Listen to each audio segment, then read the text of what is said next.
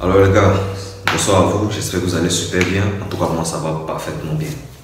Aujourd'hui, on va parler d'un sujet très intéressant, très important, primordial aussi comme toujours, dont beaucoup de personnes en tout cas ignorent l'existence de la chose. Beaucoup de personnes ne savent pas c'est quoi en réalité. C'est-à-dire quand on parle de développement personnel, beaucoup de personnes, oui, on a l'habitude d'entendre, ouais, moi tu poses la question à telle personne, ouais, j'en ai entendu parler plusieurs fois. D'ailleurs, j'entends certaines personnes, certains coachs, certains influenceurs, pourquoi pas, parler de ça à la télé.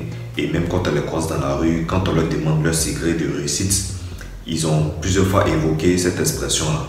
Mais aujourd'hui, on va parler de ça en réalité parce que il semblerait que beaucoup de personnes ignorent le sens en fait. Beaucoup de personnes ne connaissent pas qu'est-ce que ça veut dire en réalité. Alors, et tu dois aussi faire beaucoup de choses avant la fin de cette année. Beaucoup de choses dans le sens où, selon tes objectifs fixés à toi-même, puisque quand on parle de développement personnel, je suppose que, connaissant déjà, notamment l'expression, je suppose aussi que tu connais vraiment le sens, mais si tu ne connais pas, je pense que c'est pour ça que tu es là. Alors, quand on parle de développement personnel, c'est quoi en réalité en fait? On dit un développement personnel. Ce n'est pas un développement commun. D'abord, quand on dit personnel, c'est quelque chose de propre à soi-même. Quelque chose de propre à soi, quelque chose d'individuel. C'est-à-dire tu le fais de toi-même, qui n'a rien à voir avec le collectif. Développement personnel, c'est-à-dire en fonction de ta propre vie que tu mènes, les objectifs que tu veux atteindre, là où tu veux partir, les moyens dont tu t'es donné, les moyens que toi-même tu t'en es procuré en fait pour atteindre tel objectif. Comment est-ce que tu t'y prends pour atteindre cet objectif-là en fait? C'est là qu'on parle de développement personnel. Ça n'a rien à voir avec le collectif en fait. On prend un exemple. Dans une équipe de football, on sait qu'une équipe de football contient 11 joueurs. 10 joueurs, y compris le gardien, ça fait 11 joueurs.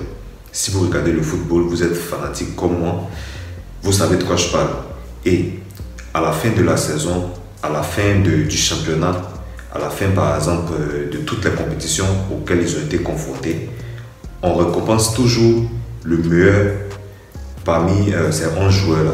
On le récompense toujours, notamment, enfin, on récompense souvent les meilleurs, voilà, ils sont 2-3 personnes, on les récompense en fait. C'est-à-dire ils ont un titre à eux qui n'a rien à voir avec le collectif. C'est-à-dire tous les joueurs ne sont pas méritants dans cette équipe. Tant même qui jouent dans la même équipe, mais tel par exemple, tel joueur a obtenu comme trophée personnel un soulier d'or ou soit le trophée du meilleur buteur, c'est son trophée propre à lui.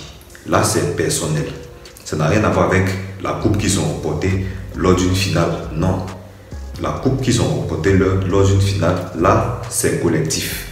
Mais ce qui est personnel, c'est ce qu'eux-mêmes, ils ont eu grâce aux efforts fournis de façon personnelle. Voici la vraie différence. Voici la vraie définition de ce qui est personnel en fait.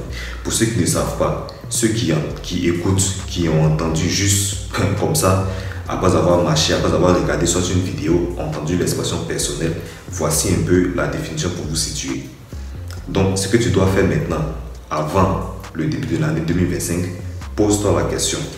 Depuis l'année 2024 jusqu'à ce jour, en fonction de l'objectif dont je me suis dit, je me suis donné d'atteindre, est-ce que j'ai respecté les processus? Est-ce que j'ai respecté voilà, ce que je dis, le processus en fait, le déroulement? Quels sont les moyens que j'ai mis en place? Quels sont les systèmes que j'ai mis en place? Quels sont les objectifs que je me suis fixés? Qu'est-ce que j'ai décidé de supprimer comme entourage? Qu'est-ce que j'ai décidé de supprimer comme, je dirais, comme distraction pour atteindre cet objectif-là? Est-ce que je les ai respectés? Où j'en suis aujourd'hui? Voici les questions que vous devez vous poser en fait. Donc vous devez faire un bilan. Faites votre bilan. Mettez-moi ça en commentaire. À quel niveau vous êtes aujourd'hui quand on parle de développement personnel? Par exemple, c'est ça. Cette année, moi j'ai eu mes objectifs. Je peux dire que, enfin, je suis sur la bonne voie. Parce que j'ai assez réfléchi, j'ai longuement réfléchi sur certains trucs. Comment mettre ces trucs-là en place afin de les atteindre. 2024 n'est pas encore fini. Voilà, mais je peux dire que je suis la bonne voie parce que j'ai respecté vraiment des étapes. Cette chaîne YouTube que vous voyez ici, avant la fin de cette année, je me suis donné pour objectif d'atteindre au moins 1000 abonnés. En 2023, j'avais même pas 100 abonnés. Non. En 2024, j'ai eu, regardez vous-même, c'est un peu ça.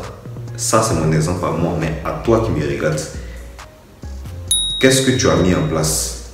Essaie d'analyser, fais le bilan. Qu'est-ce qui ne va pas? Supprime ce qui ne va pas. Améliore ce qui est comme défaut. Et ensuite, tu verras. Donc, c'est le message que je voulais faire passer aujourd'hui.